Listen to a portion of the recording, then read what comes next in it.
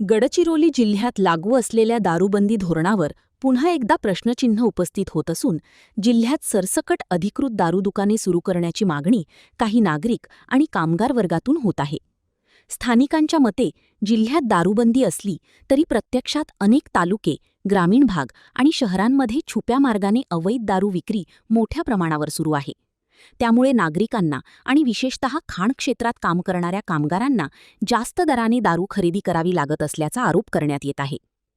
लोह खनिज प्रकल्पांमध्ये काम करणारे अनेक कामगार रोजंदारीवर काम करत असून अवैध विक्रेत्यांकडून दारू महाग दराने विकली जात असल्याने त्यांच्या खिशावर मोठा आर्थिक भार पडत असल्याचे सांगितले जात आहे.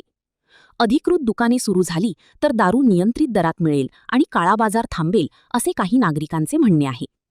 दरम्यान या मागणीमुळे जिल्ह्यात मतमतांतरे निर्माण झाली आहेत. काही जण दारूबंदी उठवण्याच्या बाजूने आहेत, तर महिला संघटना आणि सामाजिक कार्यकर्ते दारूबंदी कायम ठेवून अवैध विक्रीवर कठोर कारवाई करण्याची आग्रह करत आहेत. प्रशासन आणि राज्य शासन आता या वाढत्या चर्चेकडे कोणत्या दृष्टिकोनातून पाहणार, याकडे गडचिरोली जिल्ह्याचे लक्ष लागले आहे. NTV news Marathi, Gadchiroli.